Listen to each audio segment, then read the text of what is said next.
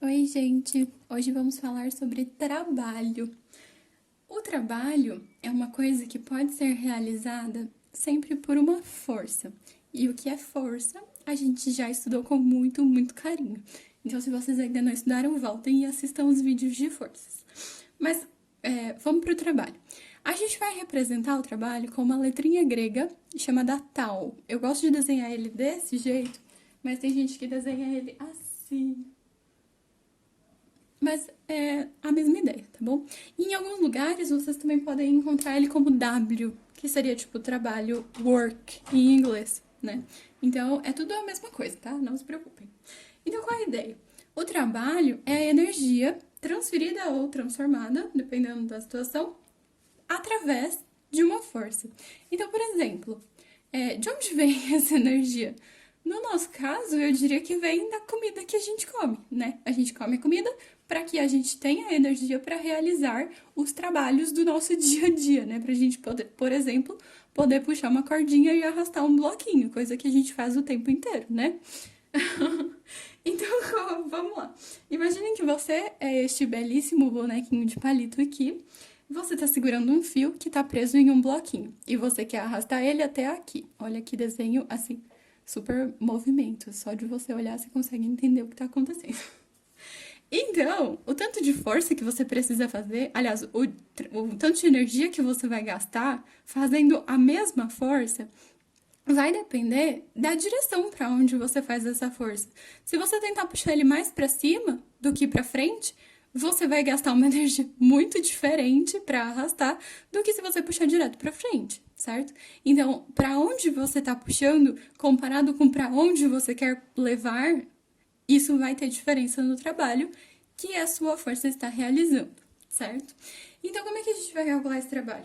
Ele vai depender da força que você fez e do quanto você puxou o seu bloquinho. Óbvio que se você quiser puxar ele por uma distância muito maior, você vai precisar de muito mais energia.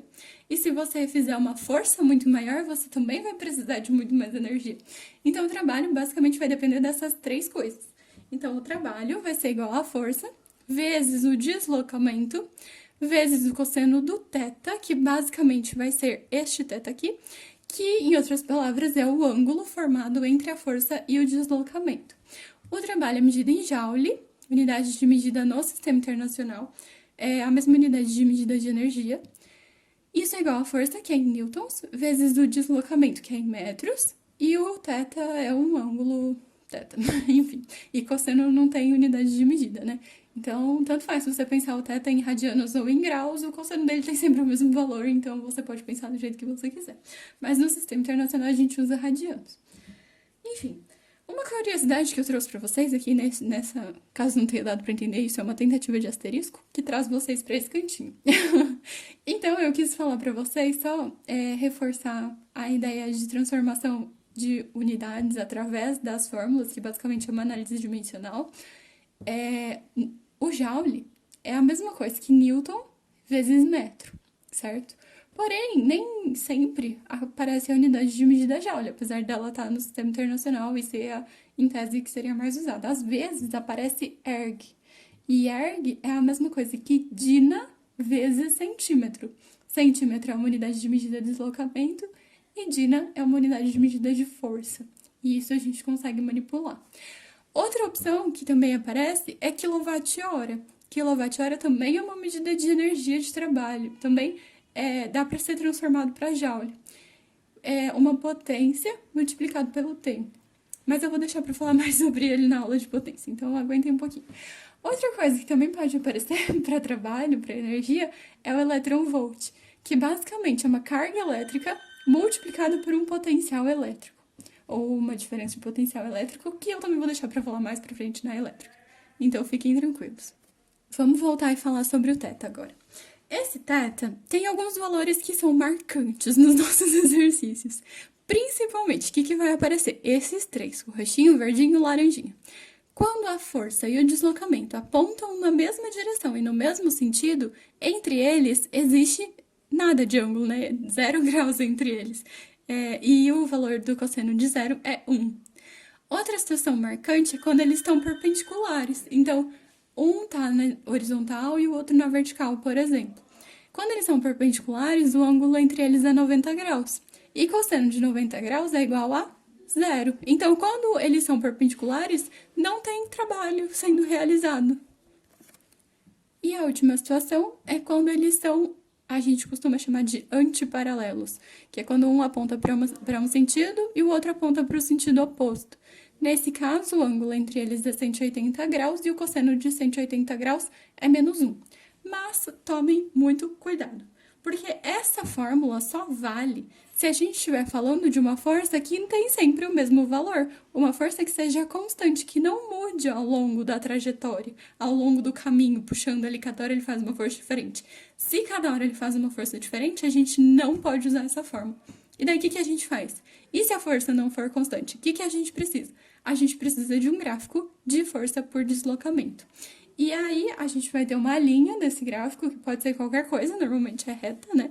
Que a gente sabe calcular a área. E a área desse gráfico vai ser numericamente igual ao módulo do trabalho. Por que igual ao módulo? Porque o sinal vai depender do que está acontecendo entre a força e o deslocamento. E a gente já vai falar um pouco mais sobre isso. Então, quando o ângulo θ formado entre a força e o deslocamento estiver no intervalo de 0 até 90 graus, a gente sabe que o cosseno desse ângulo vai ser positivo, vai ser maior do que zero. E se o cosseno é maior do que zero, o trabalho também é maior do que zero, também vai ser positivo. E uma situação dessa a gente vai chamar de trabalho motor ou trabalho espontâneo. Uma situação em que isso acontece, por exemplo, se eu pegar minha borracha, aqui tá em cima de uma mesa e o celular tá em cima, para vocês se localizarem. Então, se eu soltar a borracha, a força que vai agir sobre ela é a força peso. E o que vai acontecer com ela? Ela cai. Então, ela se desloca para baixo. Então, existe uma força para baixo e existe um deslocamento para baixo. O ângulo entre eles é zero. Então, o cosseno vai ser 1, né, positivo, e o trabalho vai ser positivo também. O que significa isso? Por vontade própria, espontaneamente, a borracha cai a hora que eu solto. Então, basicamente, essa é a ideia. E o contrário vai acontecer na situação contrária. Então, se eu quiser que a minha borracha suba, e eu deixar ali e falar, borracha, sobe, vai, pode subir. Ela não vai subir. Eu preciso forçar ela a subir. Por quê? Porque age sobre ela, aqui no caminho, né, a força peso. E a força peso é para baixo. Se eu quero que ela se desloque para cima, eles formam entre eles 180 graus. 180 graus entra nessa situação aqui de baixo. Então, se o θ estiver entre 90 e 180, percebam que eu não estou levando em consideração o 90, porque o 90 vale zero, né? Então, a gente está ignorando ele nessas análises. Mas, se tá nesse intervalo, o valor do cosseno é negativo, é menor que zero, e o trabalho é negativo. Então, a gente vai chamar isso de trabalho resistente ou forçado. Então, para a borracha subir, eu preciso forçar ela a subir. Ela nunca vai subir por vontade própria. Entenderam a ideia, né? E falando em força-peso, ela tem mais uma coisa especial. Se eu estiver pegando uma bolinha e levando ela daqui até o ponto B, por este caminho doido, ou em linha reta, ou fazendo esse outro caminho doido, não importa, porque o trabalho vai ser o mesmo para essas três situações, porque o peso é uma força que a gente chama de conservativa. Então, o trabalho relacionado com esse tipo de forças, que é o caso do peso, da força elástica, ele não vai depender do caminho, ele não vai depender da trajetória, ele só vai depender do ponto inicial e do ponto final. No caso do peso, ele vai depender do desnível entre esses dois pontos, ou seja, da altura que tem entre eles. Não importa o caminho que a gente faça, o trabalho vai ser sempre o mesmo. E para terminar, eu fiz um exemplo qualquer aqui. Imaginem que a gente tem um corpo e tem várias forças atuando sobre ele. E a gente quer descobrir o valor do trabalho da força resultante. A gente vai ter duas opções. A gente pode descobrir a força resultante usando as leis de Newton, né? Usando soma de vetores. Eu sei que a força resultante é um vetor, que é a soma de todos os vetores, forças que estão agindo sobre ele. Se vocês não lembrarem como faz isso, podem acessar o vídeo de vetores, eu vou deixar ele indicadinho aqui, e aí vocês assistem. Mas a gente já sabe fazer isso. Então, a gente pode fazer isso e substituir a própria força resultante na fórmula. Então, o trabalho dela vai ser a própria força resultante vezes o deslocamento vezes o cosseno de θ. Mas vamos supor que estava muito difícil calcular o vetor resultante e tal, eu não estava afim de fazer isso. O que que eu posso fazer? Eu posso calcular separado o trabalho de cada uma das forças que está agindo. Então, eu posso calcular o trabalho da força 1, trabalho da força 2, trabalho da força 3, trabalho da força 4. E o trabalho da força resultante vai ser a soma de todos esses trabalhos. Então, esse é um jeito alternativo que costuma ser bastante útil dependendo da situação que você estiver analisando, do exercício que você quiser trabalhar.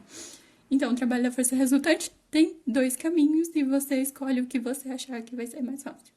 E é isso, gente. Até a próxima.